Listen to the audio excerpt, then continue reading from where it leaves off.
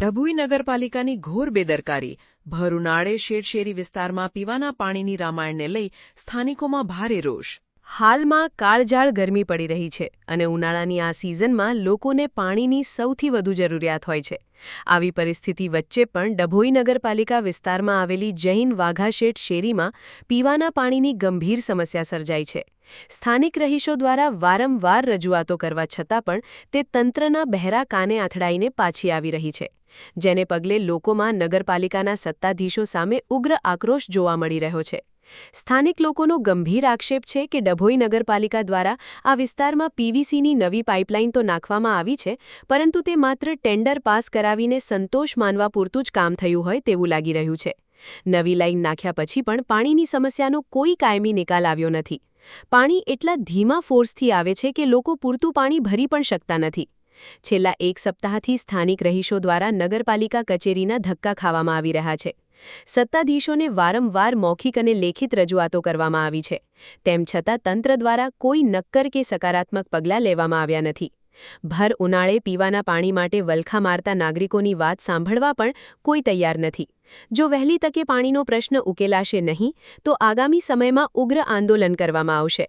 ડભોઈ નગરપાલિકાના જવાબદાર અધિકારીઓ અને સત્તાધીશો આ ગંભીર બાબતની નોંધ લે અને શેઠ શેરી વિસ્તારના નાગરિકોને આ ઉનાળામાં પીવાનું પૂરતું પાણી મળી રહે તે માટે વહેલી તકે યોગ્ય નિકાલ લાવે તેવી લોક માંગ ઉઠી છે. નમસ્કાર, પ્રણામ.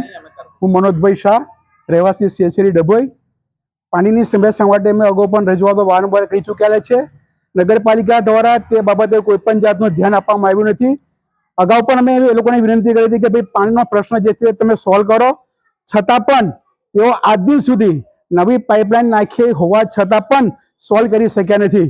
અમે તેઓને જણાવ્યું હતું કે પાણીનો પ્રશ્ન ફક્ત ફોર્સનો છે, એને ફોર્સ વધારવાનો પ્રયત્ન કરો અથવા જ્યાંથી તમે એને લાઇન ક્લીન કરી છે એને બંધ કરી અને ફોર્સ ડાયવર્ટ કરો.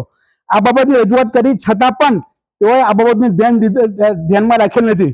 બીજું કે પાઇપની લાઇન જે લોકોએ બદલી છે એ 3ના સેક્શનમાં 4ની પાઇપ ચડાવી અને ફોર્સ અંદર ડાયવર્ટ કર્યો છે.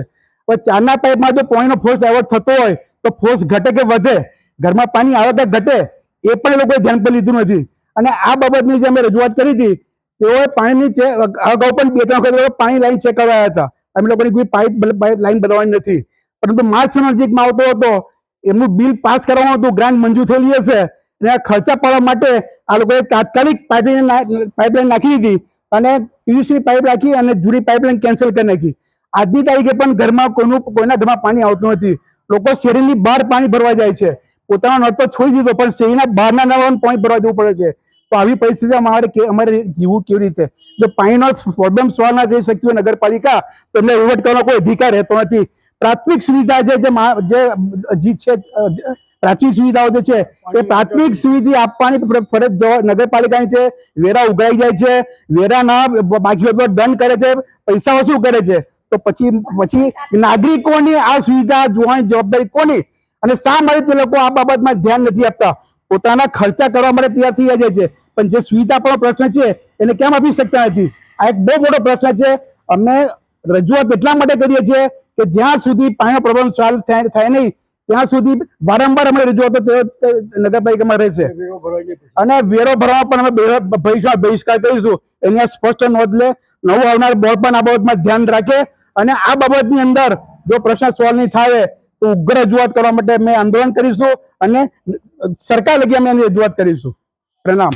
સમાચારની અવનવી અપડેટ જોતા રહો નિખરતા ગુજરાત ન્યૂઝ સાથે. નિખરતા ગુજરાત ન્યૂઝને લાઇક, શેર, સબસ્ક્રાઇબ કરો અને બેલ આઇકન દબાવીને સમાચારની ઝડપી માહિતી મેળવો.